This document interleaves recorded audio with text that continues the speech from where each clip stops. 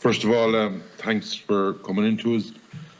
In reading your submission, and it could be Derry that should probably answer this. How many farmers, in your opinion, do we need on a yearly basis doing the, say, the green cert to be coming on stream to keep 120, 130,000 farmers, roughly what's in the country at the moment, on course? Derry.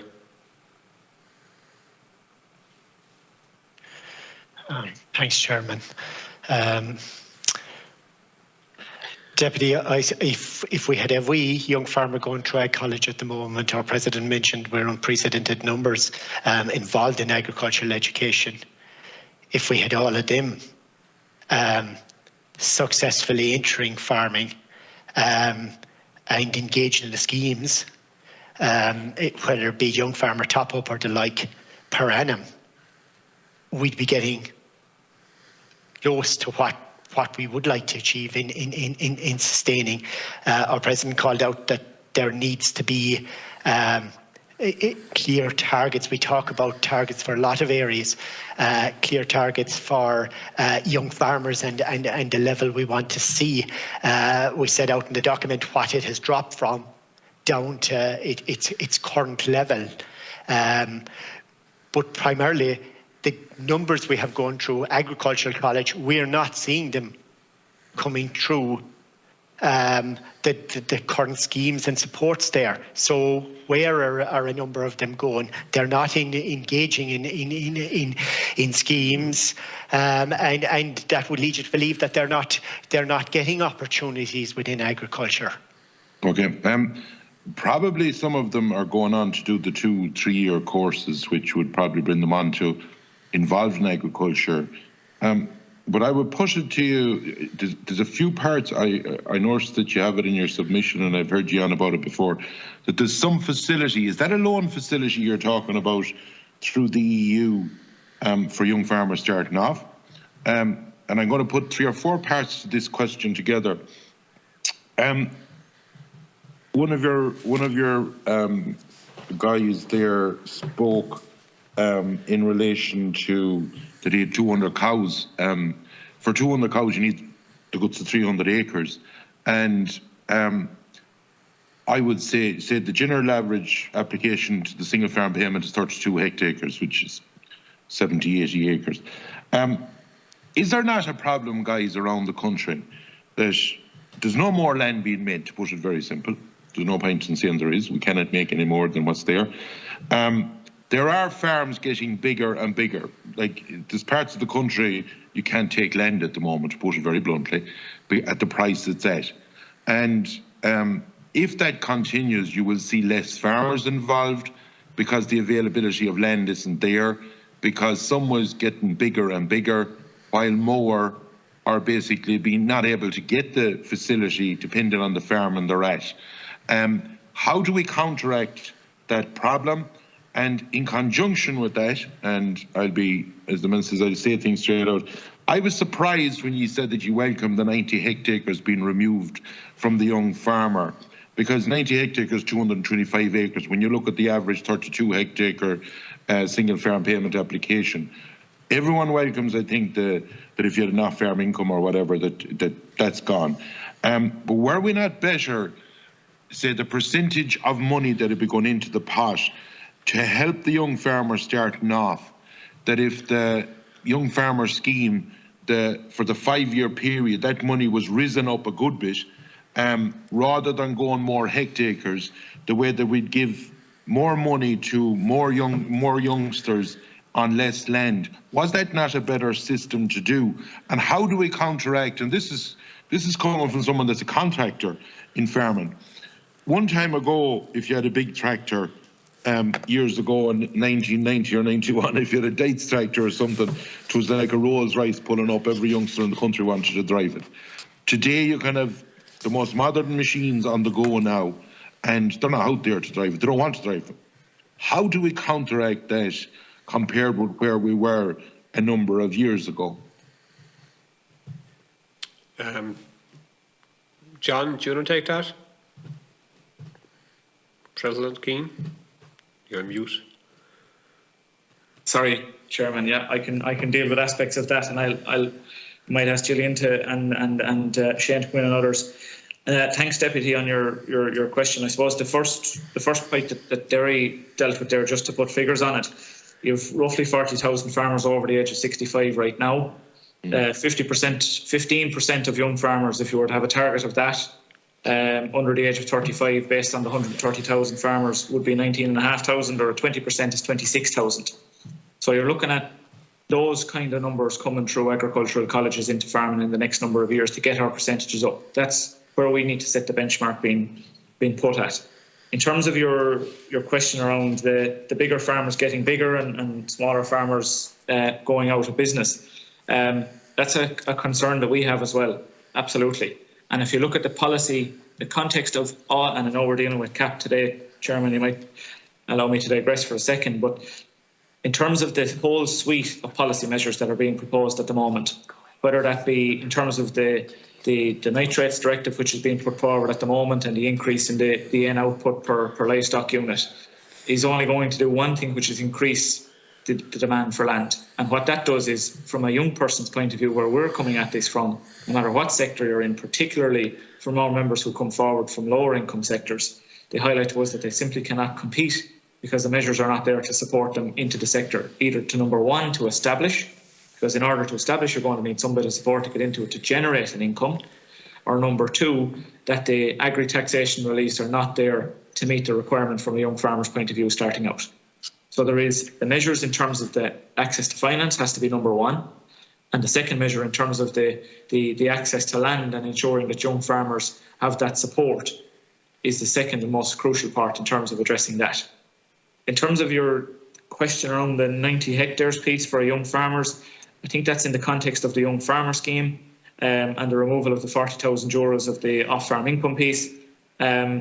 My understanding that limit now is 50 hectares. Now, I could stand open to correction, but I think that's the proposal for next year. My understanding is that for 2023, the 90 hectares is gone, that you can go whatever you want. President, could I just ask the Deputy a second, just on clarification there? I think we might be speaking of cross purposes of schemes, but just to seek clarification, Deputy, are you speaking about the young farmer top up or the young farmer national reserve? National reserve. My understanding is that it's going from 90 hectares of a national reserve at the moment, that it's going to be, you can have 500 if you want. Is that right? The requirement at EU level, Deputy, was to remove any restrictions around national reserve. We were out of step seemingly at Irish level. No other European country sets restrictive criteria on a national reserve, but Ireland had put restrictive criteria in terms of income and on area in the past. Jerry, just sorry for interrupting you, but my theory was, when we talk about trying to finance a young farmer starting off, that if we done something with the package to increase the money for them starting off in some way or another, as what John had talked about earlier, rather than getting rid of that threshold, were we better able to finance those starting? That's what I'm saying. If I could for a second there, Jerry. On that piece, Deputy, in terms of, you mentioned about an increase in payment rate for young farmers, which we would absolutely support in terms of the basic payment and the young farmer scheme. The reality of that, unfortunately, now is that convergence is going to put the cap in terms of what can be done from a young farmer's perspective. So we, under the direction from the Commission, we wouldn't be allowed to do that, which is an unfortunate position. My understanding is when convergence will, and you're right to such an equal platform right around the country, be it young or old, there would be other options where they could have got funding out of that pot to help the younger farmer.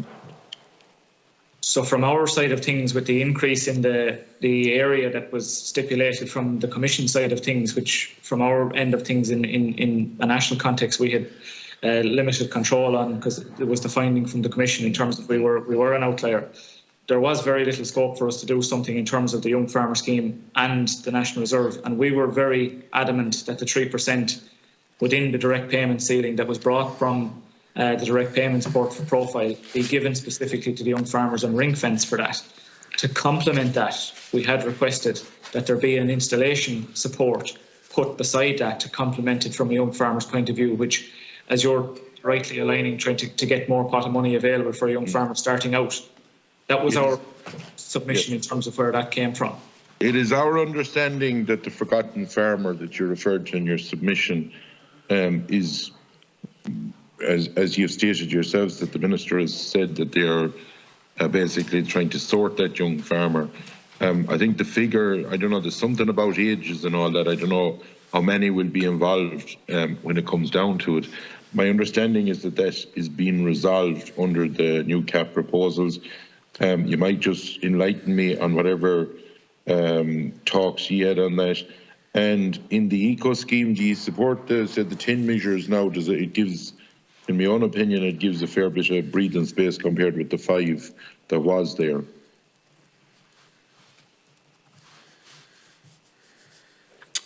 President. Thanks, Deputy. Yep. No, thanks for that, Chairman.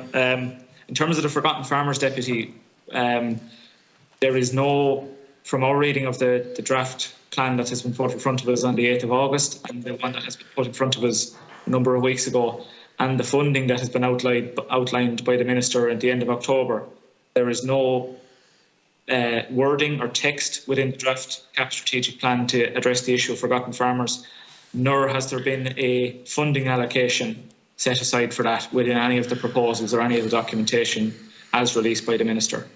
Okay. So I do find it hard to believe that within the context of the CAP as it stands right now, with both wording and financial allocation, and given that the Department and the Minister has said that no more money will be found, how the Department could say that it would be dealt with in the context of the current CAP, unless there is something which is imminently, relevantly or going to be released that we're not aware of. But that is our current position in terms of the forgotten farmers. And we wouldn't accept that there are a number of forgotten farmers who are not supported by whatever measure is brought in to support them. All of those farmers who are now farmers were young farmers when, through no fault of their own, fell through the system. It doesn't matter whether they were 34 at the time and now they're in their mid-40s, or whether they were 21 at the time and are now still a young farmer. They were still left out at that period of time, so they all should be treated equally. In terms of the eco schemes, we do think that from a productive point of view, there is an opportunity from, as the schemes we've measured, the additional days of grass, the antimicrobial resistance piece and the hedgerow management that all farmers can access. And there is the wider question from a farming perspective, a practical application on the ground. If you look at the measures that are contained in the AECM in Pillar 2, for the general measure of 30,000 farmers, if you go down through the suite of measures that are proposed there, and you compare them back to the number of eco schemes, there are a number of measures under the AECM in Pillar 2, under the general measure, which contain a higher payment rate than those measures contained in the eco scheme under Pillar 1. So from a practical farmer sense of view, why would you not access the measures under the AECM in Pillar 2, get a higher rate of payment, and forgo those in eco schemes under Pillar 1 because the payment rate is lower? And that's why we need to see an increase in the number of schemes that diverge from those that are proposed under the general measure in the AECM measure under Pillar 2. And we do recognise absolutely the AECM has a limit of 30,000 farmers under the general measure, which we think is also not enough. But from a practical sense, we need farmers to have measures under eco schemes which they can access, which are notably different from those under the measures in the general eco scheme under Pillar 2, because the higher rate of payment is contained in Pillar 2. But at the same time, we need farmers to be able to draw the €74 a hectare payment under Pillar 1, which would, if 85% of the farmers took up the schemes. And I hope that answers that question. Yeah, what's your view on the mixed species and on I presume the lime is a fairly good one, and the soil sampling is important. What's your view, or have you done any looking at the mixed species grasses as an organisation? What's your view on it? Thanks, Deputy. Yeah. In terms of I might ask Shane in terms of the soil sampling and the liming programme. In terms of the mixed species, Deputy, we would be welcome of the sentiment of the biodiversity element, the carbon element, and the production in terms of the livestock as well. However, when we look to the research and we look to the practical implication from an on-farm point of view, we see that some of the herbs contained in some of the mixed species swards currently out there, whether that be chicory, whether that be plantain, are not surviving more than 2 years under current grazing conditions. And that is with research, and that is on some of the best farms implementing the best practices. So our concern is that if we set the bar at 6 species, or if the prescription is 6 or 7 species in the sward, a farmer has 6% of his area under the mixed species sward, an inspection in year 3 or whatever, and there isn't the 6 species in the sward through no fault of the farmer, but that the herbs have not survived, the chicory, the plantain, whatever it might be, longer than 2 years or 3 years. So there is an element of that uncertainty around the mixed species sward in terms of its persistence over a number of years, particularly around grazing. And you also have the implications from some of the research and also some of the practical implications that our members have mixed species on farms. Is in wetter conditions, the poaching element is not as durable as grassland species are on wetter soils. So on wet days, it's not possible to graze, and the species, again, the herbs and so forth, will die out of the sward. And the early spring and late autumn management is particularly weather dependent as well. So there are a number of different elements in terms of what that offers for farmers, and the research will hopefully develop over the next number of years. Now, we do recognise the role of clover has to play in a mixed species sward in terms of reducing increased protein in the diet and less reliance on forage or on imported feed, and the benefits that there are there in terms of reduced N and the environmental impact. So from a clover point of view, in a perennial ryegrass sward, there is absolutely the benefits, and the science are showing it there. And if it's okay, Chairman, I might just ask Shane to do the piece on the soil and the liming, if that's okay. Shane? Yep. Thanks, Chair. I suppose just on the soil and liming, it's similar to multi-species. It's positive again. Anything that really helps soil health is going to be positive, I think, because there's going to be obviously there's a huge issue with reducing chemical nitrogen, and I think that's going to be the key with all this. I think if nitrogen has to be reduced on farms, if that's done in an efficient way, everything will be okay. We'll save farmers money, and the environment will be benefited as well. But the problem is, if farmers reduce nitrogen too fast and don't have the appropriate, tools in place to mitigate that, they could lead to a higher carbon footprint and more damage to the environment. By having reduced feed on the farm, you're not self-sufficient. You're going to end up having to buy in more fodder. You're going to end up with less, or more imported feed, and that's going to have a knock-on effect, on the financial side of things for a farmer as well. So I think the likes of the soil sample and the multi-species are positive. There is question marks. Obviously, John has gone through that around the persistency of the multi-species, and there's different issues around it. And then the soil sampling can only be chosen once every 3 years. But we're obviously big advocates for that. The majority of young farmers are soil sampling every year anyway. Farmers in derogation are soil sampling, so that's something that we'd ask for at the start. And liming, again, anything that will improve soil health has to be prioritised. So we'd be happy with anything that includes those measures. Chairman, my constituency colleague, I see him coming in there, and there might be more speakers there, so I'll leave it at that. Thanks very much, everyone.